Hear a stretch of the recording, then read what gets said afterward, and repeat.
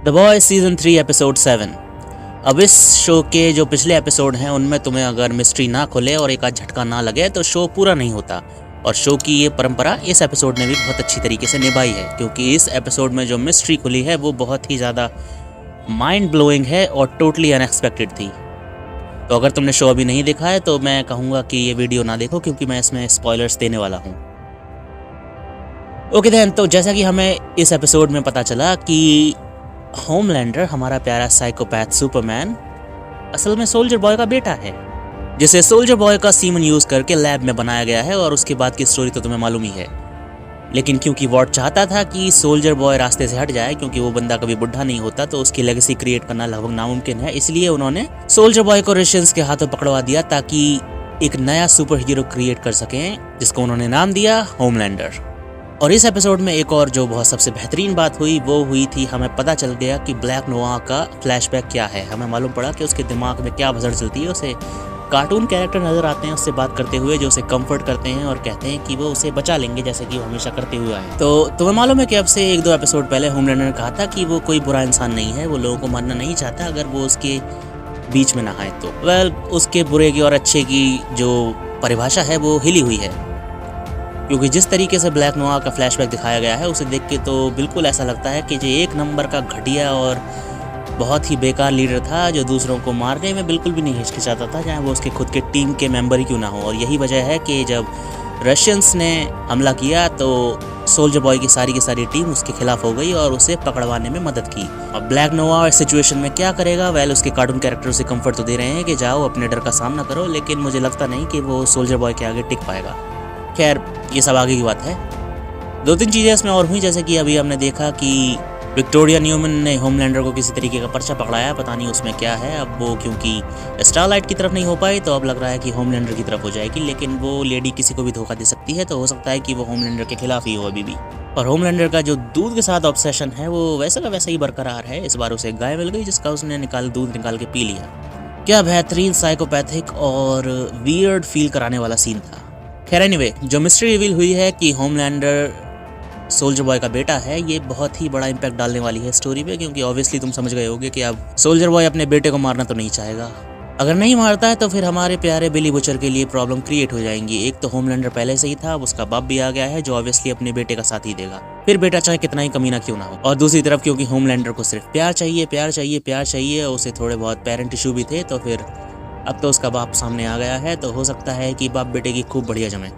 लेकिन एक और पॉसिबिलिटी ये है कि होमलैंडर को क्योंकि प्यार चाहिए और उसे हो सकता है कि पब्लिक से ज़्यादा प्यार चाहिए हो अपनी बाप की जगह, तो इस बात के चांसेस भी हैं कि वो सोल्जर बॉय को मारने में ना हिचकिचाए, क्योंकि वेल उसे सुपर हीरो बने रहना है, उसे वॉट चलानी है, तो हो सकता है इस सब के लिए उसे सेक्रीफाइस करना पड़े सोल्जर बॉय को, और वो कर दे। और इस एपिसोड में जो एक और बेहतरीन बात हुई वो थी, हमें बिली बुचर का फ्लैशबैक देखने को मिला कि आखिर वो ऐसा क्यों है। तो पहली बात जो हमें पहले से ही पता थी वो ये थी कि इसका बाप एक नंबर का कमीना है, जिसे हम पहले ही देख चुके हैं, लेकिन जो मेन कोर है उसके बुरी पर्सनैलिटी का, जो उसका ट्रॉमा है, वो है उसका भाई, जिसको छोड़ के वो मिलिट्री में चला गया था। और उसके बाद उसके भाई ने सुसाइड अटेम्प्ट कर लिया, क्योंकि उसका बाप उसे बहुत मारता था। वो पहले बिली को मारता था, उसके बाद बिली मिलिट्री में चला गया तो उसने उसके छोटे भाई को मारना शुरू कर दिया, और उसके छोटे भाई ने सुसाइड अटेम्प्ट कर लिया, जिसके लिए बिली ऑब्वियसली अपने आप को जिम्मेदार ठहराता है, क्योंकि अगर वो नहीं जाता मिलिट्री में तो फिर उसका भाई जिंदा होता। लेकिन एक जो सबसे अजीब बात हुई वो ये थी कि हमें ये मालूम पड़ा कि जो टेम्पररी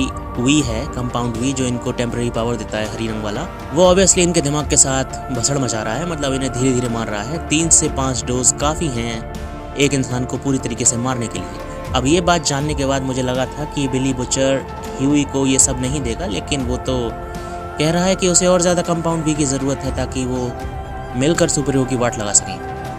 अब इसके बाद बिली बुचर क्या डिसीजन लेगा ये बताना तो मुश्किल है। एक तरफ तो उसे अपने भाई के विजन्स आए हैं कि तुम सबको मार देते हो जो भी तुमसे प्यार करता है, और ह्यूई भी मर जाएगा, जिसकी वजह से ऐसा लगता है कि शायद वो ह्यूई को बचाने की कोशिश करे।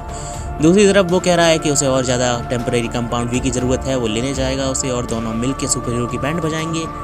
तो हो सकता है उसने अपने विजन को विजन में ही छोड़ दिया और ह्यूई के साथ वो वही करेगा जो अब तक करता हुआ आ रहा है। तो मुझे लगता है इन दोनों में से शायद एक मारा जाए, हालांकि इसके होने के चांसेस बहुत ज़्यादा कम है, लेकिन who knows. So in the end ये एपिसोड बहुत ही ज़्यादा बेहतरीन था, लगभग सारे एपिसोडों की तरह। इसकी स्टोरी दूसरे एपिसोड से ज़्यादा बेहतर थी क्योंकि हमें अब कैरेक्टर्स के बारे में थोड़ा बहुत पता है। हमें पता है ब्लैक नोयर के दिमाग में क्या चलता है, उसके साथ क्या हुआ था, लेकिन अभी वो सिर्फ एक स्टोरी का साइड है। अभी हमें सोल्जर बॉय वाला साइड शायद दिखाएं, लेकिन हम कह नहीं सकते।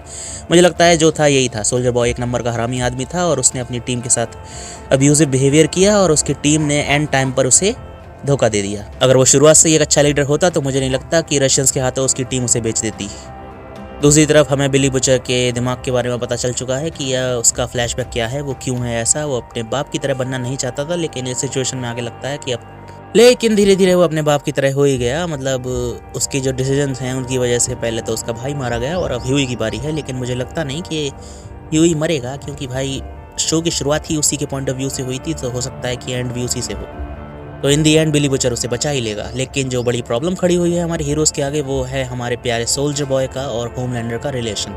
दोनों के बीच बाप बेटे का रिश्ता है और बाप बेटे एक दूसरे को धोखा नहीं देते तीसरे लोगों की वजह से। मुझे लगता है कि होमलैंडर शायद धोखा दे दे, लेकिन सोल्जर बॉय को तो बच्चे चाहिए थे, जैसा कि उसने काउंटेस से कहा था। तो फिर हो सकता है कि वो अपने बेटे के साथ एक रिलेशन बनाए और होमलैंडर उसे ख़त्म कर दे, क्योंकि उसे तो अपनी इमेज बना के रखनी है सुपर हीरो वाली। वो लोगों का प्यार चाहता है, वो वॉर्ड कंपनी को चलाना चाहता है और सारी भसड़ उसके ख़त्म करना चाहता है। सो इन दी एंड एपिसोड बहुत ही बेहतरीन था। ये शो बहुत ही बेहतरीन दिशा में जा रहा है। ये अपने पंचेस पुल नहीं करता, सबसे अच्छी इसकी बात यही है। इसमें एक आध मिस्ट्री भी क्रिएट होती है जो कि खुल जाती है। अब इस स्टोरी ने जो टर्न लिया है वो बहुत ही ज़्यादा बेहतरीन टर्न लिया है, जिसका किसी ने कोई एक्सपेक्टेशन नहीं रखा होगा। मतलब शायद कुछ लोगों ने रखा हो, लेकिन मुझे तो बिल्कुल भी एक्सपेक्ट नहीं किया था कि ऐसा कुछ होगा।